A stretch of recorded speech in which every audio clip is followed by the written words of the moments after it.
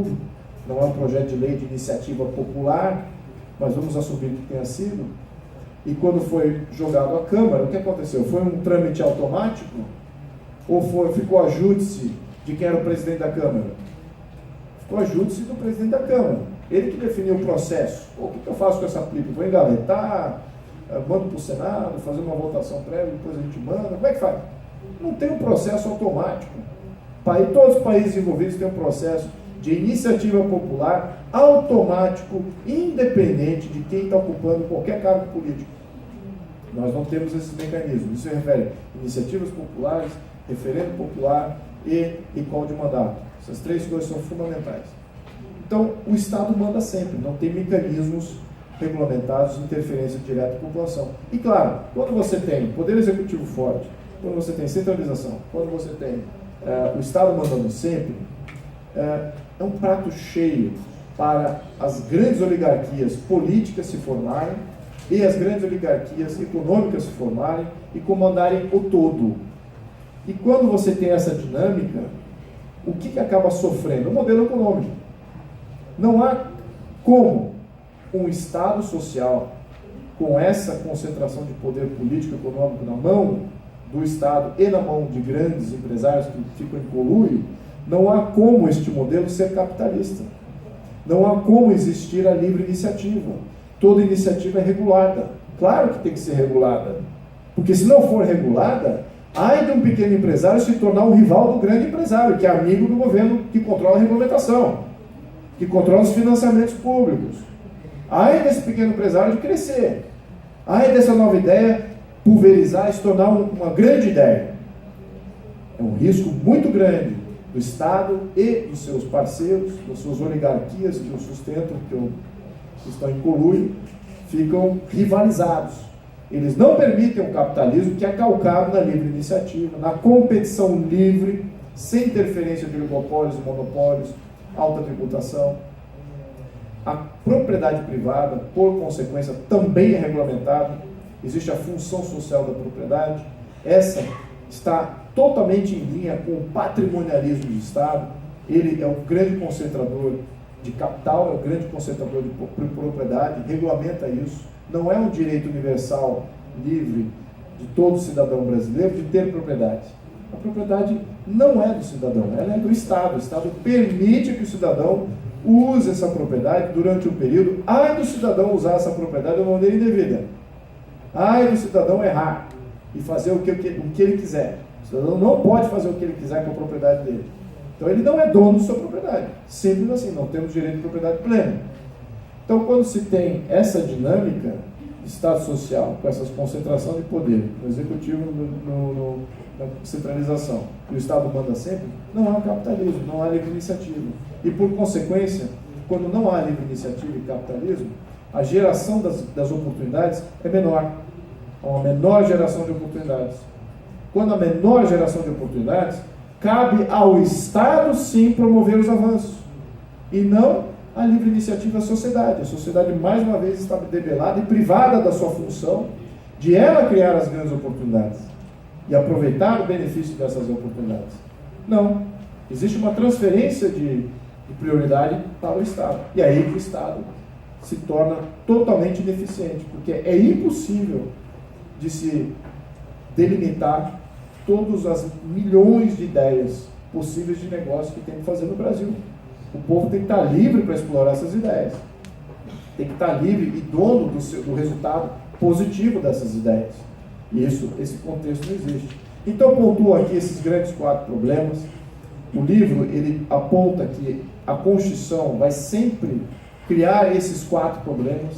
É muito difícil de um Estado social se tornar um Estado descentralizado, com um executivo débil, com as comunidades livres, com poder, com os donos dos seus próprios recursos, com livre iniciativa. É muito difícil o modelo de Estado social entregar, primeiro, liberdade econômica, segundo, uma classe média pujante, forte, influente. É impossível no Estado social fazer isso, nenhum Estado social faz isso.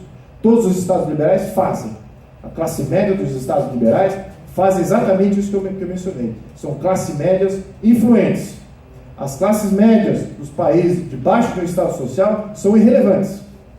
Todos os países de Estado social. Não tem um país de Estado social que tem uma classe média influente, livre e influente. E temos um problema gravíssimo, que é o que estamos vivendo hoje. O Estado social, por sua característica interventora, é extremamente instável. É extremamente instável. Vivemos aí uma troca de poder entre os que comandam, as oligarquias que comandam o Brasil. Invariavelmente temos aí uma ruptura populista. O poder oligárquico fomenta a ruptura populista. São um sistema fechado, blindado da sociedade, somente para aqueles poucos que dominam. Então, fomenta populismo, não fomenta estadistas.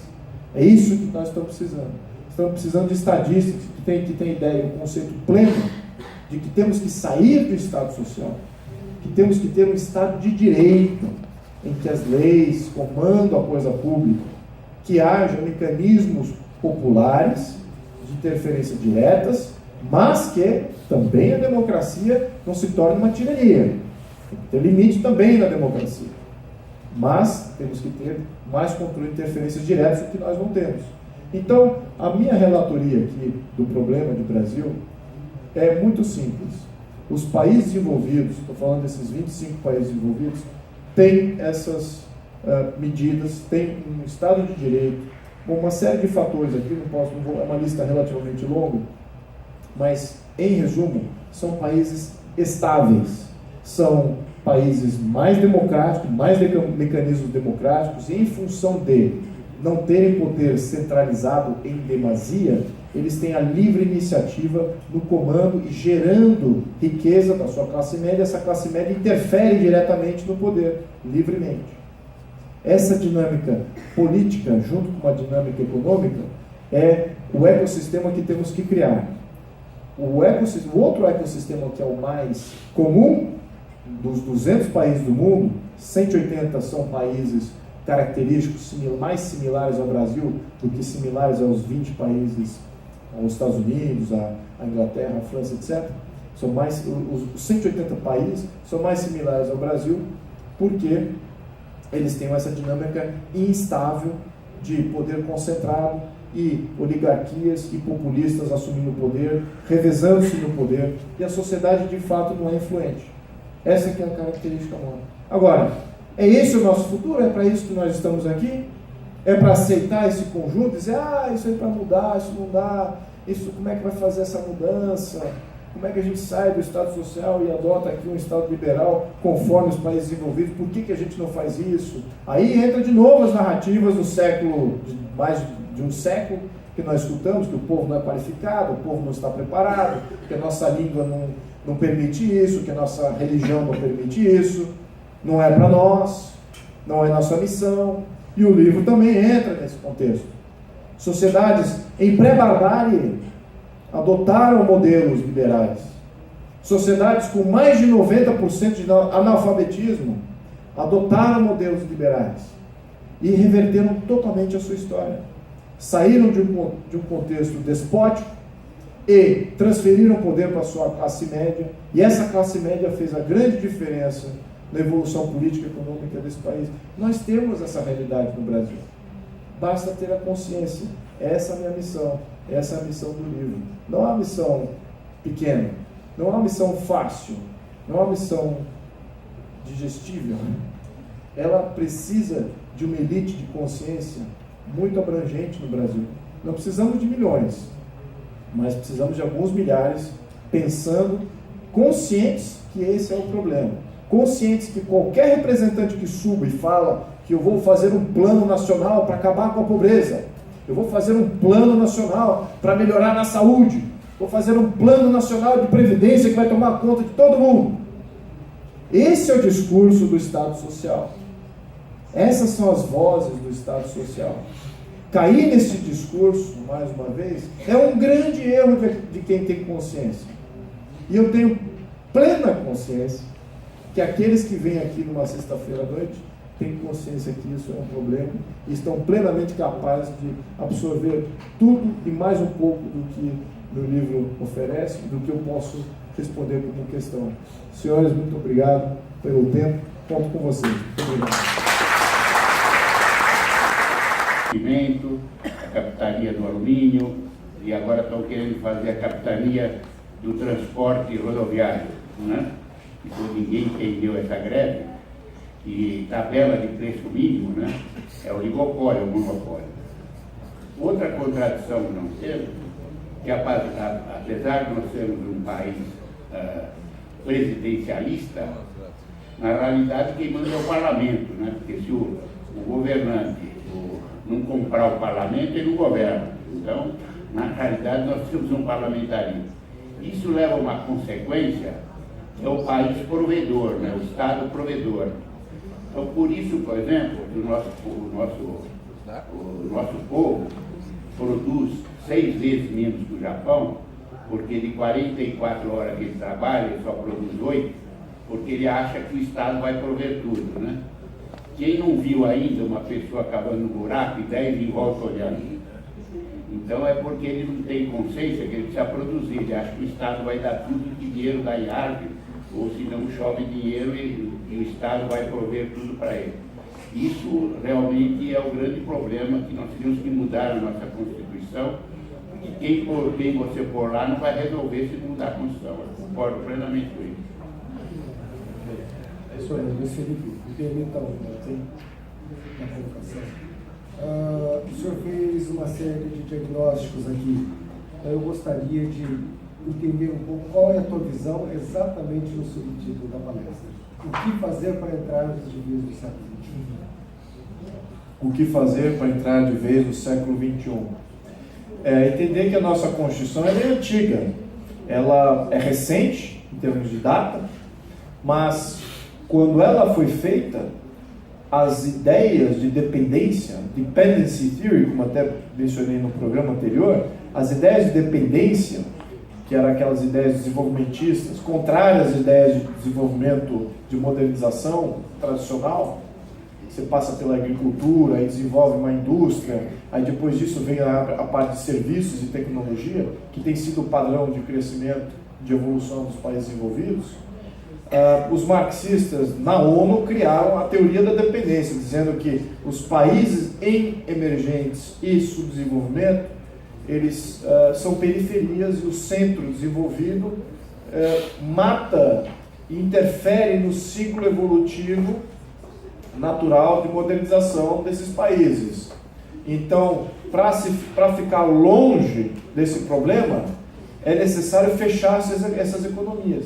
Essas economias precisam ser blindadas, precisam ser fechadas e não compartilhar da evolução econômica que os países desenvolvidos estão passando, para deixar com que o ciclo desenvolvimentista seja feito de uma maneira isolada, de uma maneira enclausurada.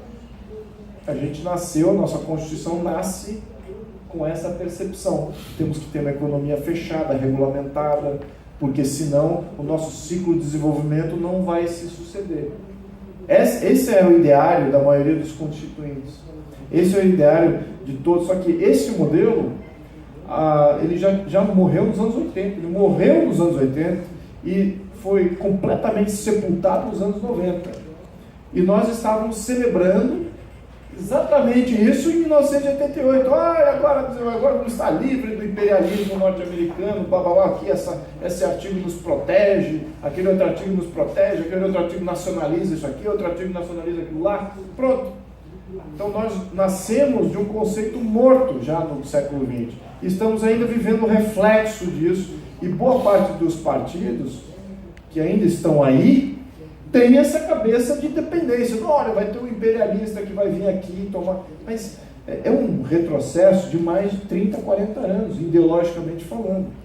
Né? Quando os Estados Unidos, a Europa, todos usaram nos anos 70, já o avião do estatismo, da interferência de Estado, já estava morrendo. Aí surge Margaret Thatcher, surge Ronald Reagan, e dão aquela reversão ideológica no mundo, que se materializou nos anos 90. Os anos 90 foi um período de desregulamentação brutal na biotecnologia, nas telecomunicações, em tudo. O livre comércio começou a florescer, o Collor surgiu e começou a abrir o Brasil nos anos 90, mas não podia, porque tinha uma Constituição que falava, não pode. Então esse é o nosso contexto. Bom, então o que fazer para entrar para o século XXI? Primeiro, é não pensar como no século XX. Isso é entender como é que eles pensavam naquele momento. E o século XXI, temos que entender que o Brasil é muito mais forte, muito mais poderoso, é muito mais relevante do que jamais foi para a economia do mundo, e que nós precisamos agora ser politicamente relevantes. Precisamos entender que o nosso povo, politicamente, tem que ser relevante. Para o povo brasileiro se tornar politicamente relevante, o povo brasileiro precisa ficar forte. Como é que o povo brasileiro fica forte? Como é que você fica forte na economia internacional? O que a economia internacional respeita? Poder bélico e economia. O que o brasileiro precisa? Como é que o brasileiro adquire essa força análoga, só que internamente? Ele tem poder político, o voto dele vale, ele define as suas próprias leis e ele é rico. Ele tem a capacidade de armazenar muita riqueza, porque o direito à propriedade tem que passar a valer aqui também, para o povo brasileiro, não para o Estado, não o direito à propriedade do Estado, o direito do povo ter propriedade e acumular essa propriedade ao longo do tempo, com uma Constituição estável, uma Constituição que não interfira, que se previna desse ciclo oligárquicas, das oligarquias e dos populistas surgirem. A gente tem que sair das oligarquias e dos populistas, desse ciclo. Fazendo algumas colocações. Nesse sentido, né?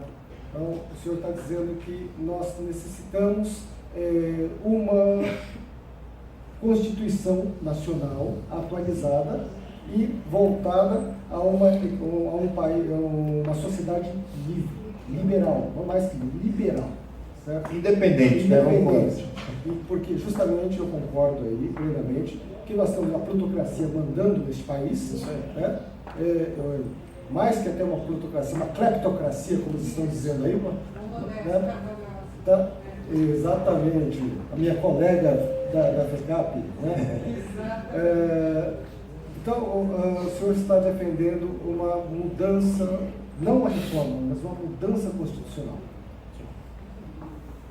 No status quo, qual seria o caminho? Haja vista que todos os mecanismos que nós estamos vendo aí, e principalmente com 45 dias de campanha eleitoral, nem política, campanha eleitoral, e com recursos pagos.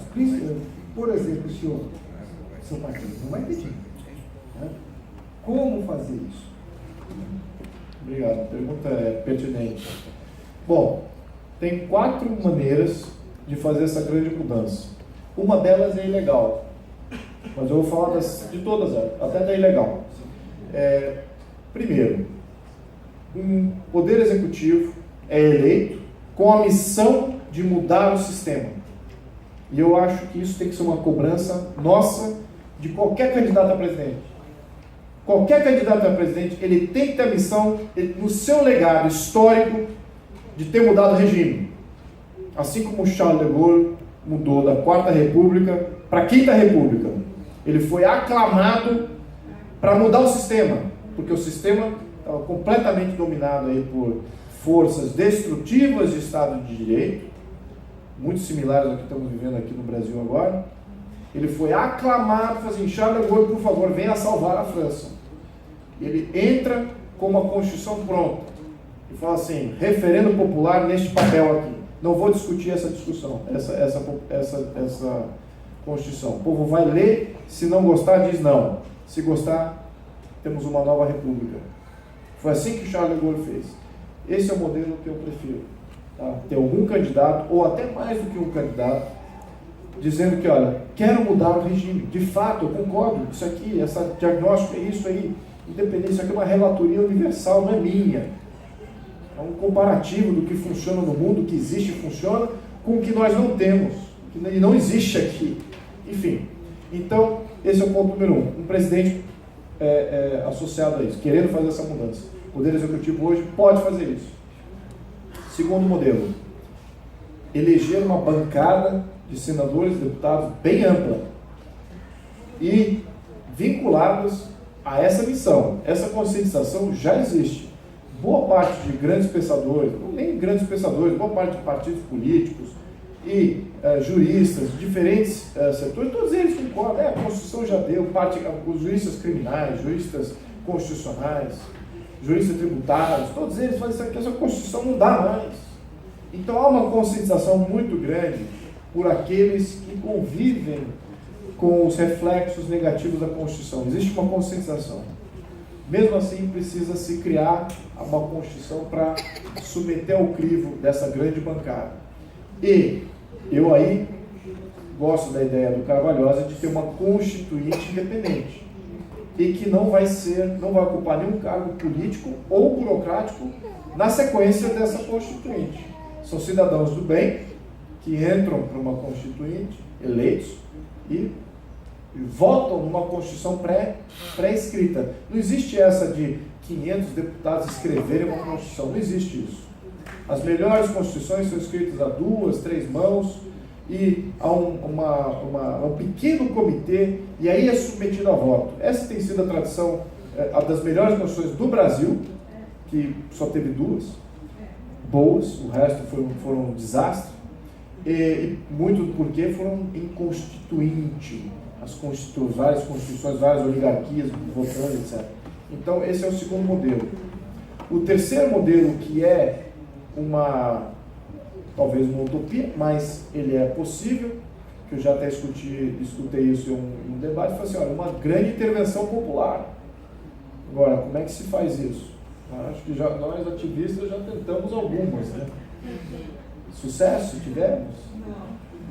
Nem raspamos ali na pontinha do problema, né? E como é que você controla uma horda? Como é que você fala assim, nós queremos essa Constituição aqui e tal? É uma coisa complexa para uma massa de pessoas invadindo o Congresso, fechando o Planalto. Mas é legal, do meu ponto de vista é legal.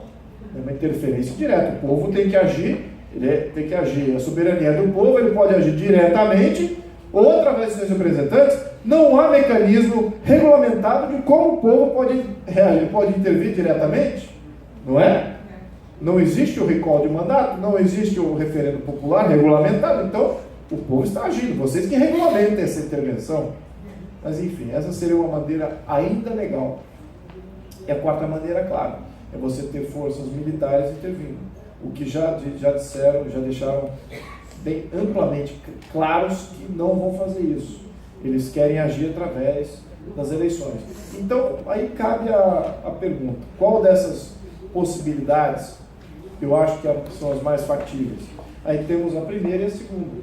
Né? Temos a eleição de um executivo, cobrança nossa, dos nossos candidatos a executivo, cobrança dele de que tem que ter uma mudança constitucional, e cobrança de deputados e senadores. Vocês precisam representar isso. Nenhum vai resolver o problema do Brasil se não abordar esse problema. Eles estão só querendo se eleger se eles não estão falando isso aqui.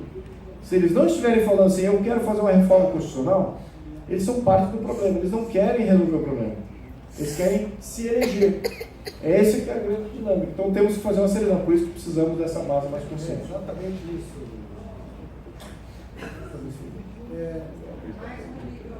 Nós aqui, eu convivo bastante nessa casa, tá?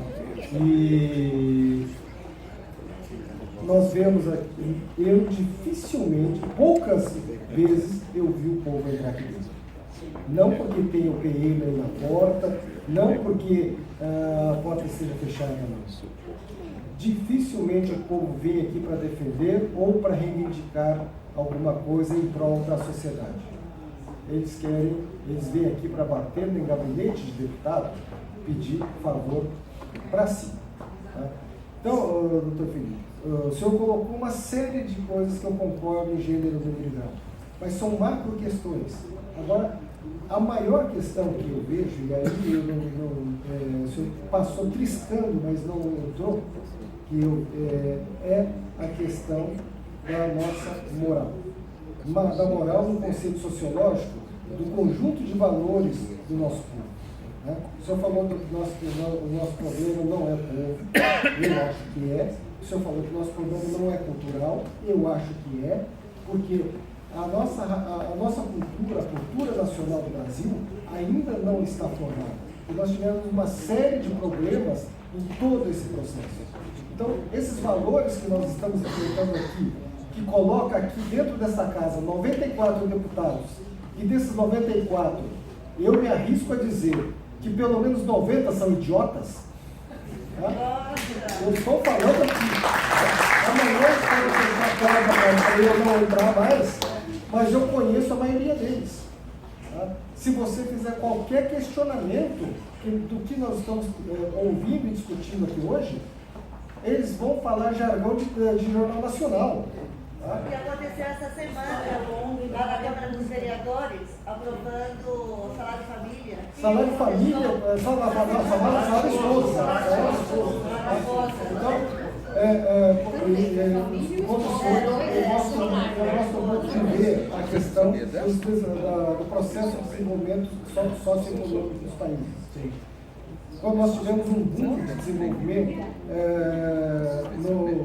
na sociedade asiática, dos países asiáticos, na década de 80, graças a Álvares Penteado, né, da onde se egressa, o meu campo de estudo foi justamente o desenvolvimento dos tigres asiáticos. Então nós vimos que aqui houve uma série de movimentos que o senhor aqui se declarou contra, que é um executivo muito forte, mas um executivo forte, mas o quê? Voltado a um determinado objetivo, que era um real desenvolvimento nacional. Então hoje nós temos Singapura, nós temos Coreia, nós temos Malásia, nós temos até o Vietnã, né, na questão que saiu do comunismo e veio, está caminhando para o liberalismo, né, e está se desenvolvendo muito rapidamente. Mas não está lá ainda, né? Não está lá, mas está indo.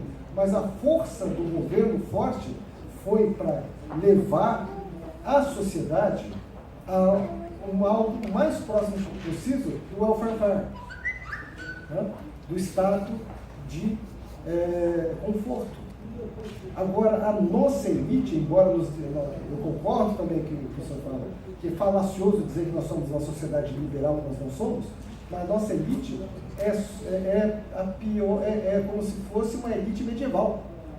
Né? Então, como fazer com que o povo deixe esse estado, vou fazendo essa analogia com a questão medieval, como fazer, incitar esse povo ignorante, onde 80% da nossa população é analfabeto funcional, a atuar como agente político de mudança para o seu próprio benefício. Sim. Bom, eu não, sem querer colocar aqui, eu gosto do debate, não quero colocar aqui você em pratos quentes, porque essa pergunta é muito boa. Mas eu tenho encontrado com muita frequência com um povo não ignorante em todas as minhas palestras e lançamento de livro. E quando se fala povo, massa, horda, concordo. Por definição, toda massa ela é ignorante. Pode ser até rica. Aliás, o conceito de elite no Brasil, na minha concepção, está se formando agora. Está se formando agora uma elite que tem consciência política. Não existe elite quando não há consciência política. Então nós não tínhamos uma elite, nós tínhamos burgueses, nós tínhamos pessoas ricas, uma massa rica, uma massa crítica de pessoas que eram ricas. E conheço alguns deles e concordo, são ignorantes, são parte da massa, na minha concepção. Então a elite ela se forma da consciência, mas ela só se torna elite quando ela age. Então ela vem de qualquer segmento da população. E hoje, mais do que nunca, em função das comunicações estão mais baratas e acessíveis, qualquer um pode se tornar elite. Qualquer um pode ter o domínio de conceitos extremamente complexos acima de uma pessoa bilionária. Qualquer um. Muito boa parte do que eu estudei e que minha família pagou, me ajudou a pagar pelos meus estudos, Está na internet hoje. Era exclusivo a pessoas que podiam pagar até 97, 98, quando eu me formei, foi o último mestrado que eu fiz, 97. Hoje não. O que há o problema agora é o ruído, é excesso de informação e falta de guias. Se houvesse guias melhores, assim, olha isso aqui, olha aquilo lá, olha aqui, acessa tal lugar em tal Itália, em pouco tempo nós já temos até, porque eu acho que a partir do meu livro, com toda humildade aqui dizendo, alguns estudos, outras evoluções, pessoas vão pegar isso, bom, agora já sei isso, agora disso eu parto. Isso me levou toda a minha vida. Há 20 anos atrás eu não conseguiria escrever essa obra. Não diria que é uma obra-prima, mas é a minha obra-prima. Mas o negócio é o seguinte, que essa necessidade de ter uma sociedade, uma ordem, uma massa consciente, não é necessário. Não é necessário. O Japão, após a Segunda Guerra, estava completamente destruído. Foi bombardeado e perdeu, não só na guerra convencional, mas na guerra nuclear, perdeu gigantescamente, sociedade em pré-barbárie, e eles adotam uma Constituição liberal, imposta por um norte-americano, um advogado norte-americano ali, foi lá, adjunto do MacArthur, escreveu a Constituição e falou assim para o japonês, aqui está a sua Constituição liberal, muda esse Estado ridículo que você tem aí. Agora você vai ter um Estado liberal, com autodeterminação das comunidades, poder de revogar seus próprios representantes, transparência tributária em absolutamente tudo, voto distrital. Foi imposto pelo norte-americano. Até hoje essa Constituição não foi alterada, desde 1946. O povo em pré-barbárie, morrendo de fome, não tendo as necessidades básicas, agora eles tinham poder. E eles aprendem com a experiência. Então a gente não pode dizer, olha, o povo não está qualificado, não está preparado, não está... Quem somos nós para falar isso? O povo tem que ter a experiência tem que ser dele, o erro e o acerto tem que ser do povo. E ele, através da experiência, ele matura e cresce rapidinho, ainda mais com essa informação livre como temos hoje. Então, eu confio que esses modelos tradicionais, a burocracia que conhece como fazer evolução, o política que é o representante mor, que ele sim é que detém o conhecimento, isso já passou. Já nos anos 90 e início desse século, a informação já driblou os meios de comunicação oficiais do governo. O governo não sabe de tudo, a burocracia não sabe de tudo, quem sabe de tudo somos todos nós como um coletivo. Então nós temos essas informações para poder agir de uma maneira consciente. Então essa que eu acho que é como devemos organizar nosso Estado, considerando isso. É totalmente diferente como nós organizamos até agora. Estamos completamente arcaicos na nossa organização. E vamos estar sempre com esse problema de anomia que estamos vivendo hoje, como nossos representantes não são os nossos representantes. Claro que não são. Porque o modelo está o modelo anterior, de que a população não está qualificada, as